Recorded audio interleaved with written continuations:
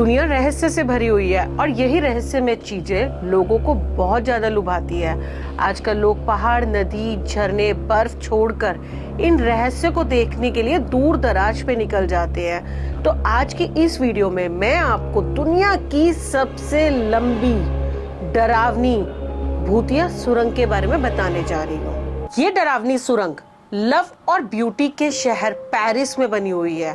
क्या आप लोगों को मेरी बात पे विश्वास होगा अगर मैं कहूँ कि इस सुरंग के अंदर 60 लाख लोगों के कंकाल हैं? शायद नहीं होगा ना विश्वास, क्योंकि मुझे भी नहीं हुआ था। गाइस, आप जानते हैं 320 किलोमीटर इस लंबी सुरंग की दीवारें कंकालों की हड्डियों और खोपड़ियों से बनाई गई हैं। गाइस, इस सुरंग को आज भी टूरिस्ट के लिए पूरी तरह से नहीं खोला गया है। आप जानते हैं ये सुरंग कितनी लंबी है? 320 किलोमीटर लंबी सुरंग है ये। 60 लाख लोगों की खोपड़ियों और कंकालों से एक दीवार बनाई जाती है। अब आप सोच रहे होंगे ना कि क्या जरूरत थी खोपड़ियों और कंकालों से दीवार को बनाने की, और क्या ही जरूरत थी 320 किलोमीटर लंबी सुरंग बनाने की।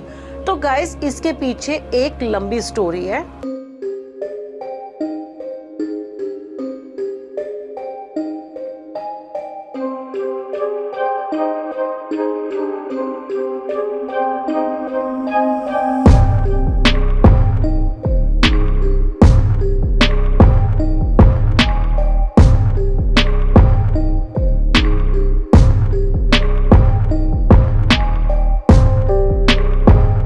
गाइस, बात है 13वीं शताब्दी की, जब पेरिस शहर को बहुत सुंदर और आकर्षित बनाने के लिए पेरिस शहर पर काम शुरू किया जाना था।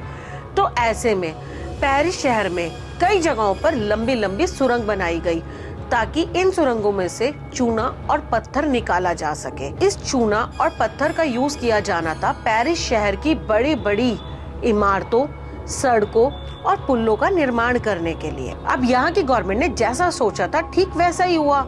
सुरंग भी खोदी गई और उनमें से चूना और पत्थर भी निकाला गया। सड़कों का निर्माण भी हुआ, पुलों का निर्माण भी हुआ और बड़ी बड़ी शहर के अंदर इमारतें भी बन गई। अब ये सब होने के बाद ना लोग धीरे धीरे इन खोदी हुई सुरंगों को भूल ही गए। पर 17वीं शताब्दी में ये सुरंगें फिर एक बार चर्चा में आई। हुआ ऐसा कि पेरिस के अंदर ना प्लेग नाम की बीमारी आई, जिसकी वजह से लोग यहाँ भूखमरी, अकाल और इस बीमारी की वजह से लाखों की संख्या में मरने लगे। अब मरने वालों की तादाद इतनी ज्यादा थी कि उनके लिए सिमेंट्रीज कम पड़ गई। धीरे धीरे सिमेंट्रीज के अंदर, कब्रिस्तान के अंदर इतनी डेड बॉडीज आने लगी कि कब्रों को रखने की जगह ही कम पड़ गई। एक वक्त तो ऐसा आया कि एक कब्र के ऊपर दूसरी कब्र पर लाशों को सड़ने के लिए छोड़ दिया जाता था। अब लाशों की संख्या इतनी ज्यादा बढ़ चुकी थी कि यहाँ की हवा तक भी प्रदूषित हो चुकी थी। डेस इनोसेंस नाम का सबसे बड़ा फ्रांस का कब्रिस्तान पूरी तरह से लाशों से भर चुका था। तो यहाँ की सरकार भी ना इस चीज को देखते हुए काफी ज्यादा परेशान हो गई थी। तो 1763 में यहाँ की गवर्नमेंट ने अनाउंस किया कि अब फ्रांस के अंदर मुर्दों को नहीं दफनाया जाएगा। गवर्नमेंट का कहना था कि कब्रिस्तान में अब मुर्दों को दफनाने की जगह नहीं बची, पर इस चीज का विरोध किया यहाँ के चर्च ने। उन्होंने कहा मुर्दों को फ्रांस में ही दफनाया जाएगा। अब आप खुद सोचिए कि एक तरफ तो कब्रिस्तान पूरी तरह से भर चुके हैं, लाशें दफनाने की जगह ही नहीं बची है, और दूसरी तरफ लोगों की डेथ पे डेथ हुई जा रही है।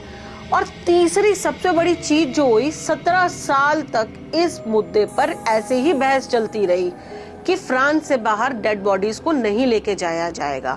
1780 में एक बार मूसलाधार बारिश होती है और इस मूसलाधार बारिश की वजह से कब्रिस्तान के पास बना एक रेस्टोरेंट पूरी तरह से ढह जाता है, और रेस्टोरेंट के ढहते ही उसके तहखाने में लाशों का ढेर लग जाता है, क्योंकि पास में कब्रिस्तान था। कब्रिस्तान के अंदर डेड बॉडीज इतनी ज्यादा गल चुकी थी, जमीन के अंदर धंस चुकी थी कि जैसे ही साथ वाली दीवार टूटती है वो सारी डेड बॉडीज जो है साथ वाले बेसमेंट में आ जाती है, और उसके बाद फिर क्या होता है, यही डेड बॉडीज रोडों पर आ जाती हैं।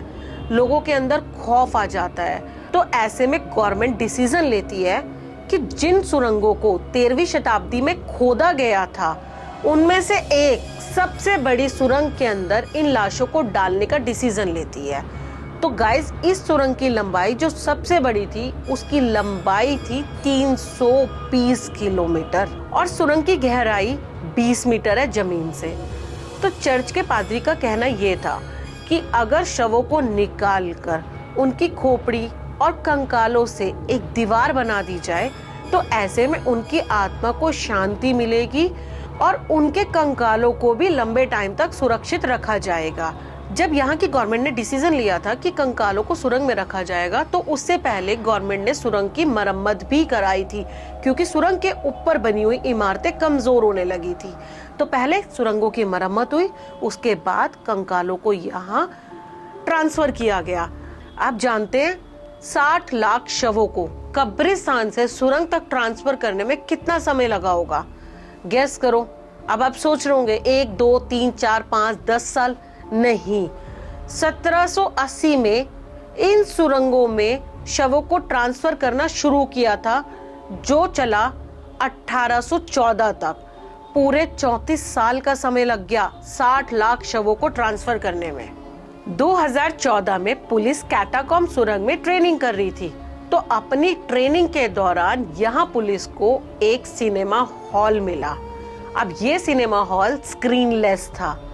इसके साथ ही उन्हें यहाँ एक रेस्टोरेंट और एक बार भी मिला और साथ ही साथ फोन और पावर लाइन की सुविधा भी मिली।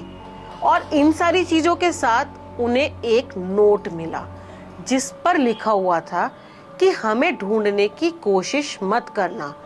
मतलब जिस शरारती तत्व ने ये सब बनाया है, वो नहीं चाहता कि पुलिस उसकी खोज करे, उसे ढूंढ निकाले।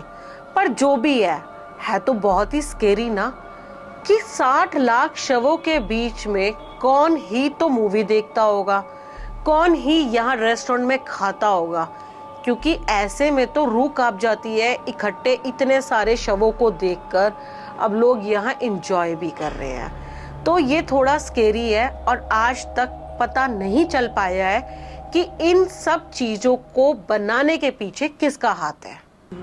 कभी तो यहाँ की गवर्नमेंट इस सुरंग को लोगों के लिए खोल देती है तो कभी बंद कर देती है। पर आप जानते हैं, यहाँ पर आज की डेट में लाखों की संख्या में लोग इन कंकालों की दीवारों को देखने के लिए आते हैं। अब कुछ का कहना तो ये है कि वो दोबारा नहीं आएंगे। जिसने इस सुरंग को देखा है, हर एक इंसान की अलग अलग प्रतिक्रिया है इस सुरंग के प्रति। तो बस मैं भी ऐसे में यही कहना चाहूंगी कि इतनी सारी डेड बॉडीज का एक साथ देखना किसी भयानक डरावने सपने से कम नहीं है। तो भाई मेरा तो बहुत दिल कर रहा है इस सुरंग को देखने का। आप क्या कहते हैं? सच कह रही हूँ कि अगर मैं पेरिस गई तो इस सुरंग में मैं जरूर जाऊंगी, ये मेरा वादा है। आई होप आपको ये क्रीपी, स्केरी, रोंगटे खड़े करने वाली हॉन्टेड स्टोरी पसंद आई होगी। अगर पसंद आई है तो कमेंट करके जरूर बताना। चैनल पर नहीं हो तो सब्सक्राइब कर लेना। वीडियो अच्छी लगी हो तो लाइक कर देना।